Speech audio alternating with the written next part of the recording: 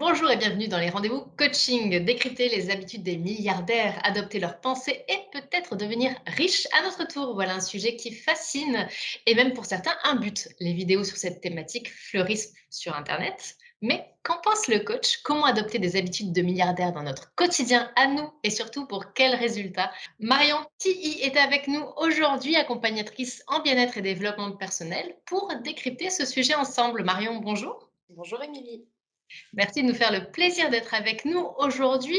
Vaste sujet donc. Première question, pourquoi nous intéressons-nous aux habitudes de vie et de pensée des milliardaires? Alors, c'est tout simple, mais en fait, vu qu'ils réussissent, qu'ils ont eu un gros succès, parce que quand on est milliardaire, je pense que c'est un gros succès, on peut le dire comme ça. Vu qu'ils réussissent un gros but, un gros projet, du coup, bah, nous, on veut la même chose forcément, que ce soit au niveau de l'argent ou de gros projets de vie, on veut la même chose, c'est-à-dire on veut la même façon de voir le monde, de l'appréhender, de l'interpréter et du coup de réussir. Du coup, on va venir copier, s'inspirer et on va venir dupliquer du coup à nos vies leurs propres habitudes du coup, bah, de réussite et moi j'ai toujours l'habitude de le dire, c'est que le mental, ça fait 80 voire même un peu plus, du job selon moi de la réussite. Pour moi, c'est vraiment le mental, c'est-à-dire la pensée qui crée une émotion et de cette émotion vient découler une action. C'est là où on va se mettre en action et donc après l'action, on a nos résultats. Donc si à la base notre pensée, elle va être par exemple basse et pessimiste, on va vraiment se sentir, bah, pas forcément au meilleur de notre forme, on va pas se sentir bien, on va être négatif. Donc notre émotion, elle va être tournée aussi négativement et là, on va douter de soi, on va douter de ses capacités, de ses compétences et Ouais, c'est de finalement côté. voilà, c'est ça Mmh. et puis finalement, bah, l'action qu'on va mener après, elle va être dirigée aussi dans ce sens et une action qui est dirigée négativement en étant complètement pessimiste, forcément, ça va Ouais, découler quelque chose qu'on veut pas, quoi. On va pas être à la à hauteur. courser. Voilà, on va pas y arriver ou du moins, on va pas atteindre le résultat à la hauteur qu'on espérait, quoi. Et OK. donc le problème, en fait, avec ce cheminement, qui est pour tout le monde, un pensée, émotion, action, résultat. Le problème, c'est qu'au fur et à mesure, on va ancrer ces résultats en nous, de la manière, en fait, dont on va venir l'interpréter.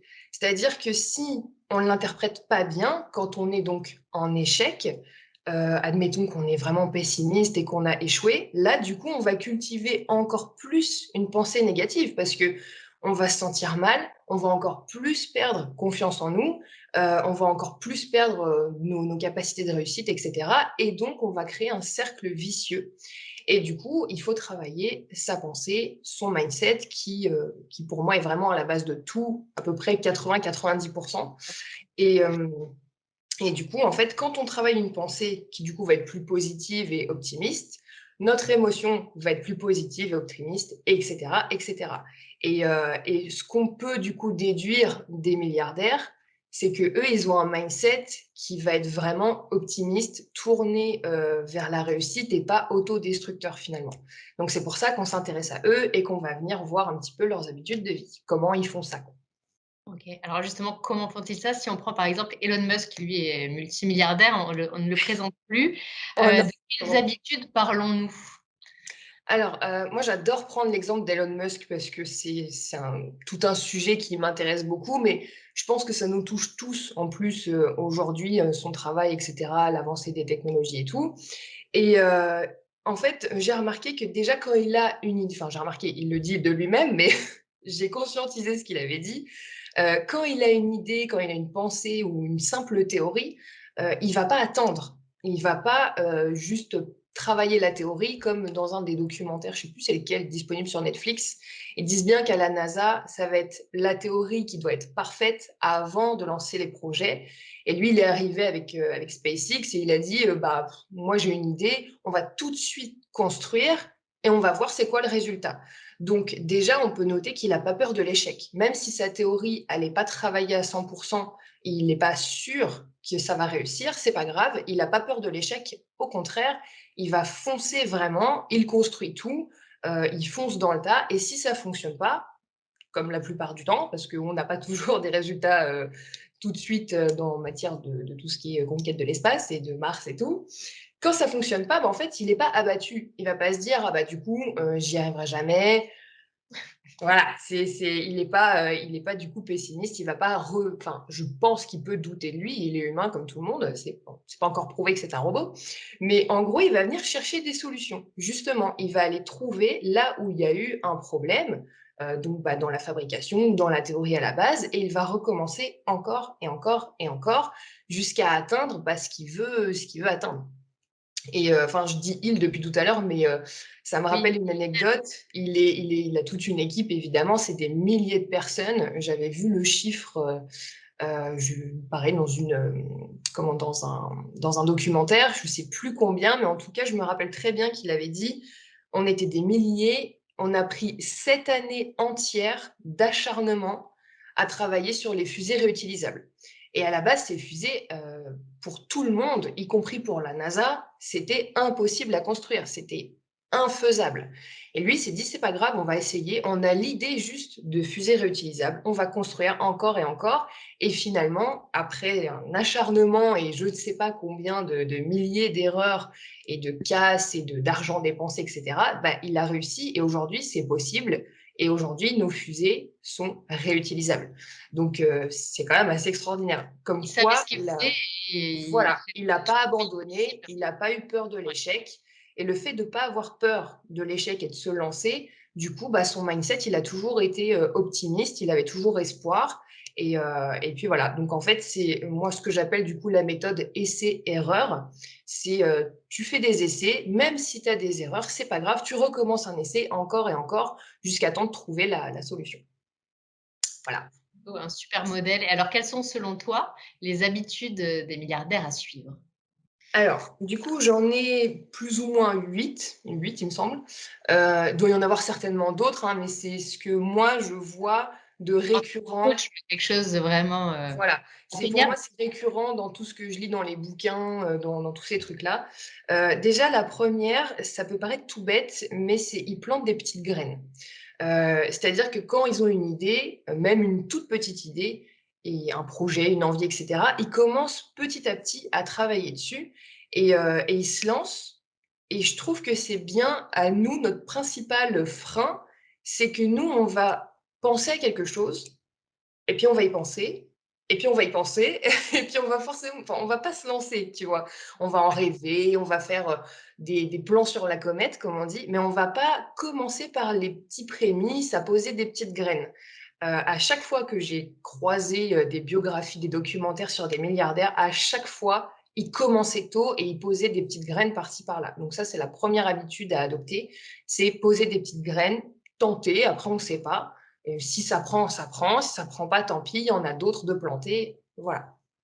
La deuxième habitude, c'est qu'ils se posent du coup souvent des questions.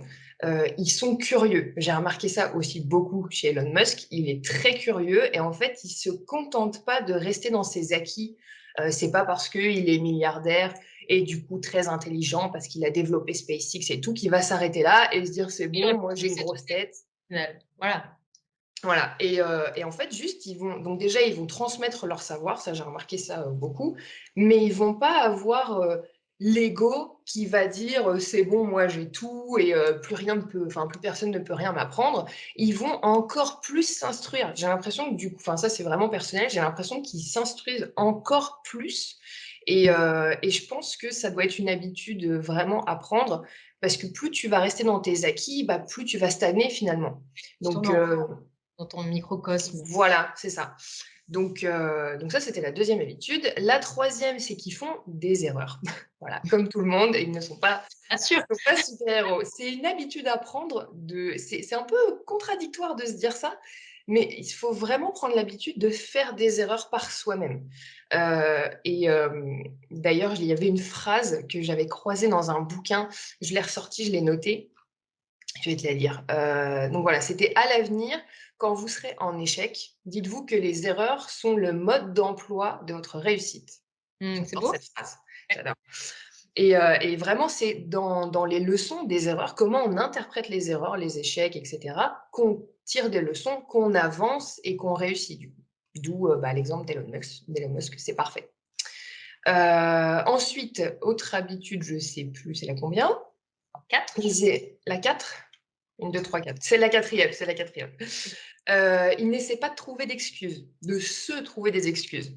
C'est-à-dire que nous, on a plus tendance à dire, «C'est à cause de l'autre ou de ci ou de ça que j'ai pas réussi». C'est des excuses plus ou moins extérieures. Mmh. Finalement, quand on pense comme ça, on stagne parce que ça veut dire qu'on ne se remet pas en question, on vient pas se demander à quel moment c'est notre comportement ou notre pensée ou nos émotions et cetera qui ont été la cause de la non-réussite. Et eux, pour qu'ils soient toujours dans l'essai-erreur, il faut forcément qu'ils se remettent en question et donc ils ne se trouvent pas d'excuses. Ils se disent juste: «Ça a pas marché, OK, Mmh. très bien». Ils vont pas aller chercher faute à qui, à quoi, enfin faute à qui, ils vont juste se demander: «Faute à quoi? Il est où le problème pour que j'aille travailler dessus?» Donc ne pas se trouver d'excuses, ça je pense que c'est notre propre aussi à nous Français ou occidentaux, c'est on adore trouver des excuses. Donc il faut travailler là-dessus, pour du coup, bah, nous apporter quelque chose. Faut pas pour autant se descendre à se dire: «C'est ma faute, c'est moi, je suis pas doué» et cetera parce que Après trop, on est humain, c'est ce que tu disais, voilà, voilà, c'est là, on ça est a pas humain, marché, faut mais on ne voilà, remet pas en cause le talent ou tout ça. voilà, c'est ça. C'est comment est-ce que juste je peux m'améliorer? Mmh. Autre habitude, c'est qu'ils sont obstinés. Être obstiné dans la vie, c'est cool.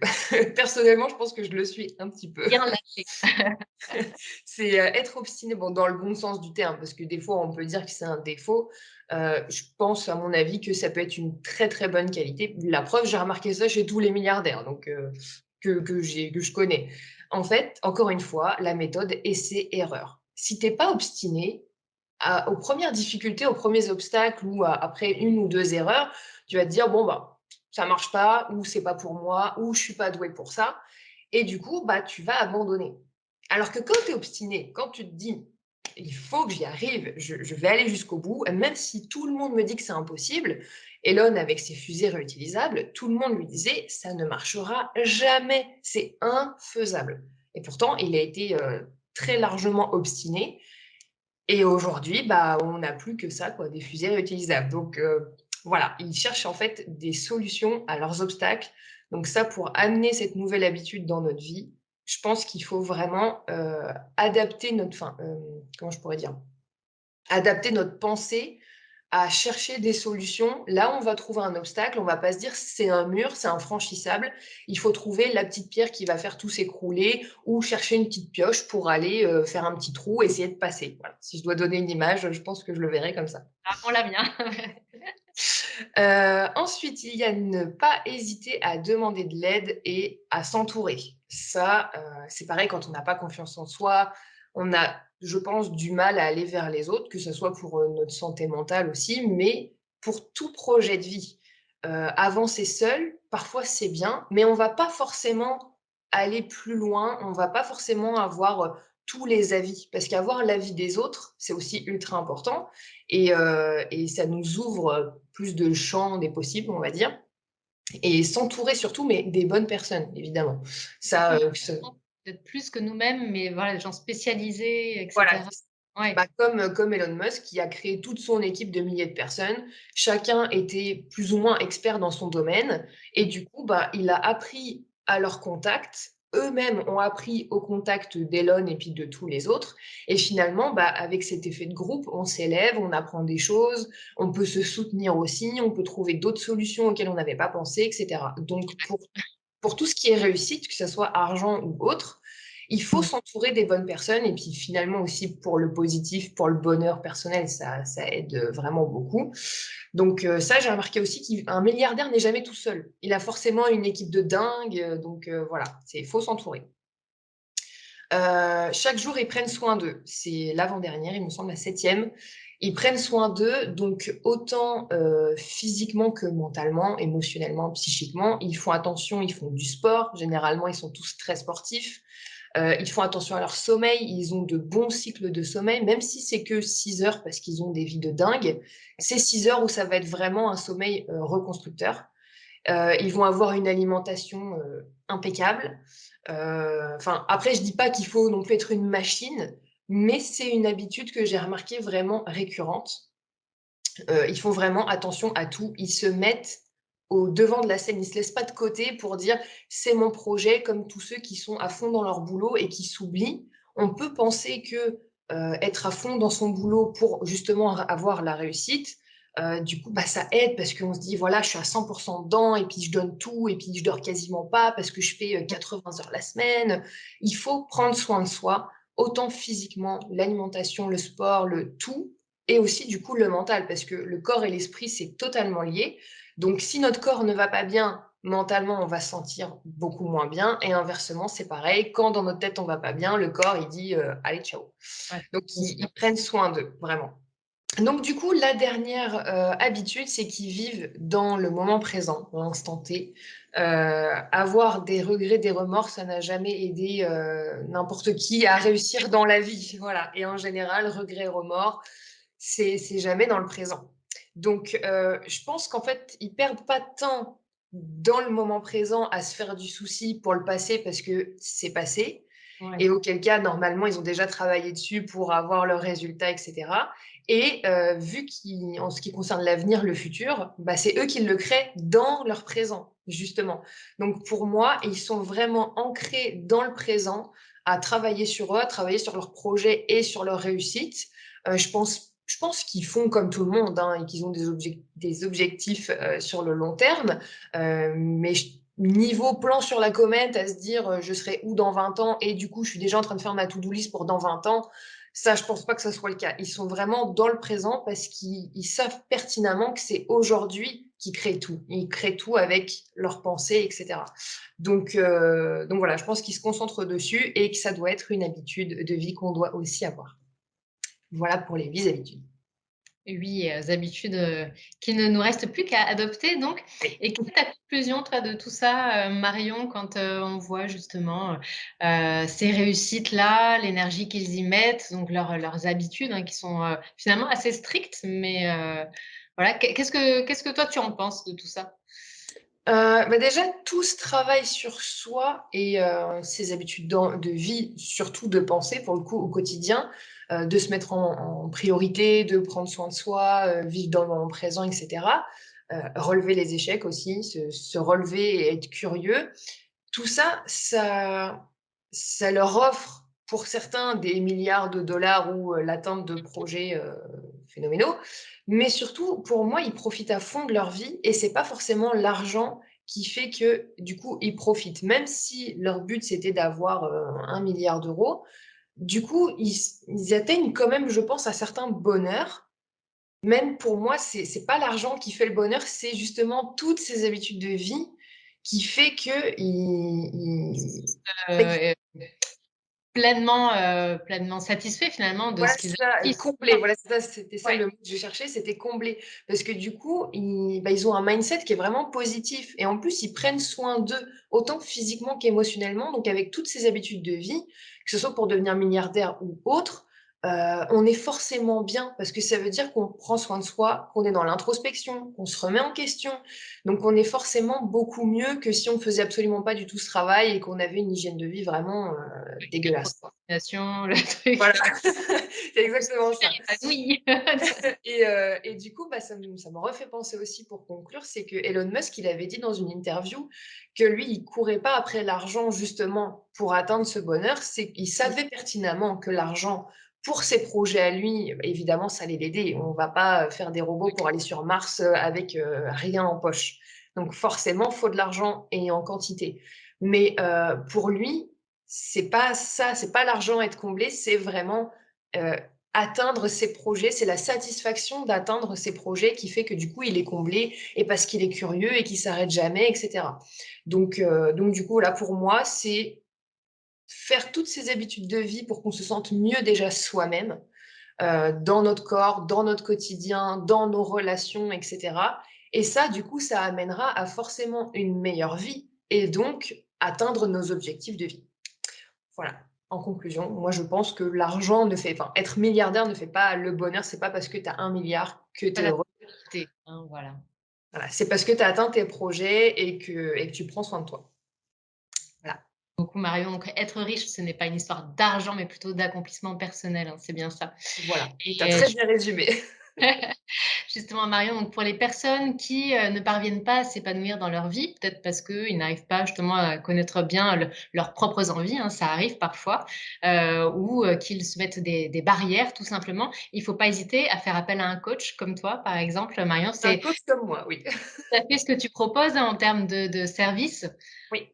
Je propose différents services suivant, les objectifs, les budgets aussi, et puis le style d'accompagnement. Il y en a beaucoup qui veulent quelque chose de court mais intense, d'autres plus sur la durée avec plus, un accompagnement profond. Donc, voilà, il y a plein de choses sur mon site. Tout est adapté et adaptable, donc il faut pas hésiter. Exactement. N'hésitez pas à rejoindre Marion en consultation privée, totalement personnalisée. Toutes les informations pour la retrouver sur son site internet B, la lettre B, tiré le trait d'union, beyourself.com, donc beyourself.com, c'est bien ça. Et on peut également te retrouver sur les réseaux sociaux, notamment ton compte Instagram, très inspirant pour suivre justement tous tes bons conseils et ta bonne humeur au quotidien. Donc pareil, Be Yourself Coaching sur Instagram. Toutes les informations dans le descriptif de cette vidéo pour te retrouver. Marion, un grand merci pour ce Merci sujet. à toi. Merci Il n'y a beaucoup. plus qu'à, hein. Voilà, allez, c'est parti. Merci, à très bientôt. Au Au revoir. revoir.